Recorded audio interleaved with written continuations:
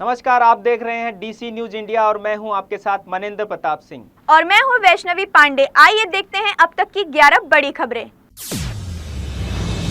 महाराष्ट्र के पुणे शहर में उस समय हड़कंप मच गया जब मंडई मेट्रो स्टेशन के भूतल पर आग लग गई। यह घटना रविवार आधी रात की बताई जा रही है। आग लगते ही मौके पर अफरा तफरी मच गई, लेकिन इस घटना में कोई घायल नहीं हुआ है। दमकल विभाग के अनुसार वेल्डिंग के काम के दौरान आग लगने की ये घटना हुई। आग लगते ही सूचना मिलते ही मौके पर दमकल की 5 गाड़ियों को भेजा गया। कड़ी जद्दोजहद के बाद आग पर काबू पाया गया। फिलहाल इस घटना में कोई घायल नहीं हुआ है। स्थानीय सांसद और केंद्रीय नागरिक उड्डयन एवं सहकारिता राज्य मंत्री मुरलीधर मोहोल ने एक्स पर पोस्ट कर बताया कि आग बुझा दी गई है और इस घटना में मेट्रो सेवा पर कोई भी असर नहीं पड़ा है। स्थिति फिलहाल नियंत्रण में है। दक्षिण पश्चिम मानसून के जाते ही देश में सर्दी का मौसम शुरू हो गया है। उत्तर भारत के लगभग 13 राज्यों में इन दिनों प्री विंटर शुरू हो गया है, जिनमें दिल्ली, पंजाब, हरियाणा, चंडीगढ़ के साथ साथ उत्तर प्रदेश, मध्य प्रदेश, बिहार, राजस्थान के अलावा हिमाचल प्रदेश, उत्तराखंड, जम्मू कश्मीर, छत्तीसगढ़ और झारखंड राज्य शामिल हैं। इन तरह राज्यों में सुबह शाम गुलाबी ठंड पड़नी शुरू हो गई है, तो वहीं दिवाली के बाद पहाड़ी राज्यों में बर्फबारी होने और मैदानी राज्यों में ठंड बढ़ने की संभावना है। वैश्विक मौसम विज्ञान संगठन ने इस बार दिसंबर से फरवरी तक चक्रवात ला नीना के एक्टिव होने पर भारत में सामान्य से ज्यादा ठंड पड़ने की संभावना जताई है। जहां एक तरफ इस बार मानसून की लेट वापसी हुई, तो वहीं दूसरी ओर अक्टूबर के तीसरे हफ्ते में भी दिल्ली में उमस का एहसास हो रहा है। दिल्ली में अधिकतम तापमान 32 से 35 के बीच बना हुआ है और न्यूनतम तापमान 20 से 25 डिग्री के बीच रिकॉर्ड किया गया है। हालांकि दिल्ली में अभी ज्यादा ठंड नहीं है, लेकिन यहाँ की हवा खराब होने लगी है। जम्मू कश्मीर का चुनाव भले ही शांतिपूर्ण तरीके से संपन्न हो गया, लेकिन आतंकी घटनाओं में कोई कमी नहीं आई है। ताजा खबर के अनुसार गांदरबल जिले में एक निर्माण स्थल पर आतंकवादियों ने गोलीबारी की है, जिसमें 6 लोगों की बड़े ही दर्दनाक तरीके से मौत हो गई। मृतकों में एक डॉक्टर और 5 मजदूर शामिल हैं। साथ ही 5 लोग गंभीर रूप से घायल भी बताए जा रहे हैं। फिलहाल पुलिस का सर्च ऑपरेशन जारी है। पूरे इलाके को छावनी में तब्दील कर दिया गया है। दरअसल आतंकवादियों ने शाम के समय मजदूरों को उस वक्त फायरिंग की जिस वक्त वे सुरंग परियोजना में काम कर रहे थे। फिलहाल घायलों को तुरंत इलाज के लिए नज़दीकी अस्पताल ले जाया गया है। जम्मू कश्मीर के गांदरबल में हुए आतंकी हमले में जिनकी मौत हो गई है, उनके नाम है गुरमीत सिंह, डॉक्टर शाहनवाज, अनिल कुमार शुक्ला, मोहम्मद फहीम, जबकि 2 मृत मजदूरों की अभी तक पहचान नहीं हो पाई है। जम्मू कश्मीर के मुख्यमंत्री उमर अब्दुल्ला ने गांदरबल जिले में गैर स्थानीय मजदूरों पर हुए आतंकी हमले की कड़ी निंदा की है। केंद्रीय गृह मंत्री अमित शाह ने सोमवार को पुलिस स्मृति दिवस पर ड्यूटी के दौरान शहीद हुए सभी पुलिस कर्मियों को श्रद्धांजलि दी। उन्होंने देश के लिए पुलिस कर्मियों की तरफ से दिए गए सभी बलिदान के प्रति कृतज्ञता जताते हुए कहा कि एक ऐसा अवसर है जो भारत को सुरक्षित रखने के लिए उनके और उनके परिवारों की तरफ से किए गए असीम बलिदान का सम्मान करता है। वहीं केंद्रीय गृह मंत्री अमित शाह ने सोशल मीडिया एक्स पर लिखा कि पुलिस स्मृति दिवस पर मैं अपने कर्तव्य के दौरान अपने सर्वोच्च बलिदान से अमर हुए हमारे शहीदों को नमन करता हूं।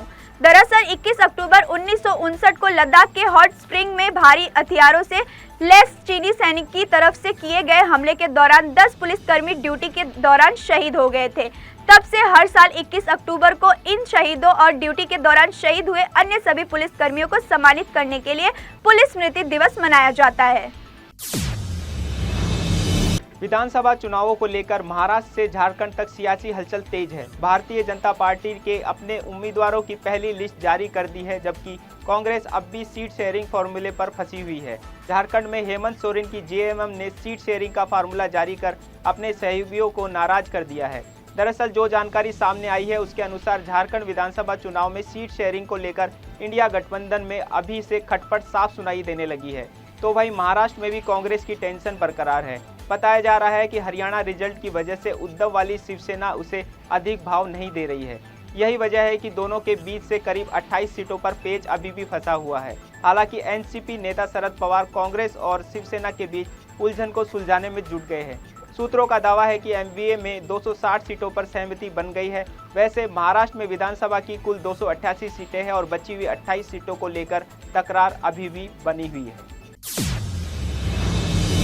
राधा स्वामी सत्संग डेरे के व्यास अनुयायियों द्वारा एक अद्वितीय सेवा का उदाहरण जलंधर के पास प्रतापपुर गांव में देखने को मिला है। दरअसल डेरे के सत्संग घरों की बढ़ती संख्या के चलते प्रतापपुर गांव में एक नया सत्संग घर स्थापित किया जा रहा है, जिसके लिए 3.5 एकड़ जमीन ली गई है। इस जमीन की बाउंड्री वॉल बनाने का कार्य शनिवार को पूरा किया गया और इस काम को एक ही दिन में यानी सिर्फ 12 घंटे में ही अंजाम देकर सेवादारों ने सेवा और अनुशासन की मिसाल पेश कर दी। सुबह 6 बजे से शाम 6 बजे तक लगभग 2000 से अधिक सेवादारों ने इस कार्य में अपना योगदान दिया। इस दौरान सेवादारों के चेहरों पर सेवा की खुशी और समर्पण साफ झलक रहा था। स्थानीय लोग इस समर्पण को देखकर आश्चर्यचकित थे, क्योंकि इतने बड़े पैमाने पर बाउंड्री वॉल का काम एक दिन में पूरा करना एक बड़ा काम था। सत्संग की सेवा भावना और अनुशासन को देखकर सभी प्रभावित हुए। दिवाली से पहले केंद्र सरकार ने कांदा एक्सप्रेस ट्रेन शुरू किया है। दरअसल महंगे प्याज की कीमतें आम जनता के लिए चिंता का विषय बन गई थी। पिछले कुछ हफ्तों में दिल्ली में प्याज के दाम 75 रुपये प्रति किलो तक पहुंच गए, जिससे लोगों को प्याज खरीदने में परेशानी हो रही थी। इस समस्या का समाधान करने के लिए केंद्र सरकार ने कांदा एक्सप्रेस ट्रेन शुरू किया है। कांदा एक्सप्रेस ट्रेन ने महाराष्ट्र के नासिक से 1600 टन प्याज लाकर उसे दिल्ली पहुंचाया है। इस ट्रेन में कुल 42 कोच है और सभी कोच प्याज से भरे हुए हैं। अब केंद्र सरकार का उद्देश्य है कि दिवाली से पहले प्याज की कीमतों को नियंत्रित किया जाए। इस ट्रेन के आने से दिल्ली में प्याज की दैनिक आपूर्ति 2500 से लेकर 2600 टन बढ़ जाएगी। इसके चलते प्याज की कीमतें भी कम होने की उम्मीद है। सरकार ने इस प्याज को रिटेल में 35 रुपये प्रति किलो की दर पर बेचने की योजना बनाई है। यूपी की कानपुर की पुलिस अपने कारनामों से कभी कभी अपराधियों को भी मात दे देती है। दरअसल कानपुर के एक थाने की पुलिस ने एक टीचर के घर हुई चोरी की वारदात में चोर को 20 लाख रुपए के जेवरात के साथ पकड़ लिया, लेकिन लालच में पुलिस ने कथित चोर को छोड़ भी दिया और खुद जेवरात को पिघला दिया। इसी बीच कथित चोर को किसी दूसरे मामले में जब दूसरे थाने की पुलिस ने पकड़ा तो जेवर हड़पने वाली पुलिस का सारा कारनामा खुल गया।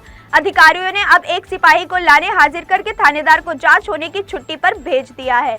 दरअसल फतेहपुर में जहानाबाद के चिल्ली स्थित कंपोजिट स्कूल की टीचर शालिनी दुबे के पति प्रदीप कुमार बीएसएफ में तैनात हैं और 30 दिसंबर को शालिनी के घर में 20 लाख के जेवरात के साथ साथ लगभग 25 लाख रुपए की चोरी हुई थी।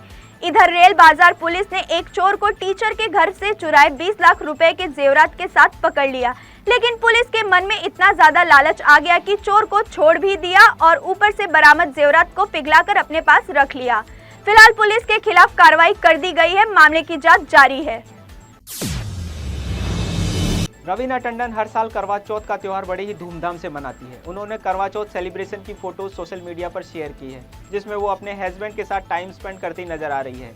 वहीं सोनम कपूर करवा चौथ का व्रत नहीं रखती, लेकिन इस त्यौहार को वे हर साल धूमधाम से मनाती है। सोनम ने अपने लुक की ढेर सारी तस्वीरें सोशल मीडिया पर शेयर की है।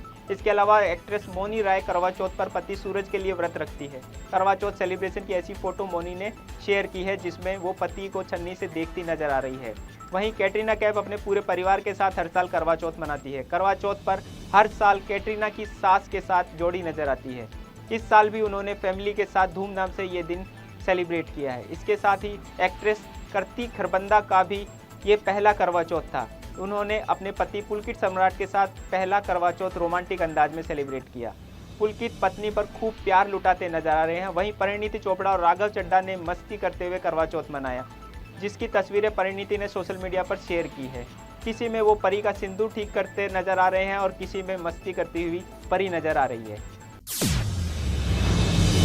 मालदीव के लोग अब भारतीय यूनिफाइड पेमेंट इंटरफेस यानी यूपीआई का इस्तेमाल आसानी से कर सकेंगे, जिसके लिए समझौते के 2 महीने के बाद मालदीव के राष्ट्रपति मोहम्मद मुइज़्ज़ू ने रविवार को कैबिनेट की सिफारिश के चलते द्वीप राष्ट्रीय यूनिफाइड पेमेंट इंटरफेस शुरू करने के लिए आवश्यक कदम उठाने का फैसला किया। राष्ट्रपति मुइज़्ज़ू के कार्यालय के द्वारा जारी बयान के अनुसार कैबिनेट के इस फैसले से मालदीव की अर्थव्यवस्था को महत्वपूर्ण लाभ मिलने की उम्मीद है, जिसमें मुख्य रूप से वित्तीय समावेशन में वृद्धि और डिजिटल बुनियादी ढांचे में वृद्धि शामिल है। दरअसल इस महीने की शुरुआत में अपनी भारत यात्रा के दौरान भारत ने मालदीव में रुपए कार्ड भी लॉन्च किया था, ताकि द्वीप राष्ट्र में आने वाले भारतीय पर्यटकों के साथ साथ भारत आने वाले मालदीव के नागरिकों के लिए भुगतान में आसानी बढ़े और दोनों देश के बीच डिजिटल और वित्तीय सहयोग को बढ़ावा दिया जा सके।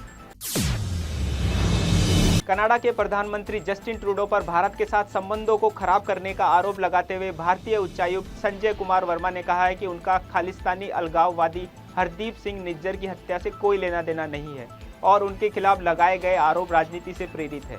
संजय कुमार वर्मा ने यह भी कहा कि कनाडा ने निज्जर की हत्या के संबंधित मामले में भारत के साथ एक भी सबूत साझा नहीं किया है। दरअसल भारत ने हाल ही में 6 कनाडाई राजनयिकों को निष्कासित कर दिया था और यह घोषणा की थी कि वह कनाडा से अपने उच्चायुक्त संजय कुमार वर्मा को वापस बुला रहा है।